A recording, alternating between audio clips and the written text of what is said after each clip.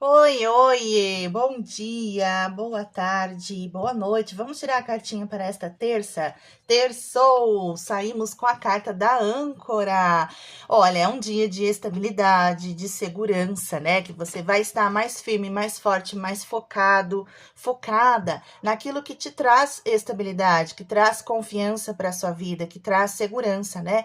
A carta da segurança, que é a âncora, fala também de estabilidade financeira, estabilidade no trabalho. Então, um momento, né, um dia que você vai sentir essa sensação de estar mais tranquilo, mais focado, né, seguro, né, na sua posição, no seu trabalho e onde você ganha aí o seu dinheirinho, né, na sua profissão, né, no seu empreendimento. Mas fala também de manter fé, manter esperança em dias melhores, né, a âncora fica ali firme e forte, não importa como o mar esteja. Excelente dia, até a próxima. Tchau!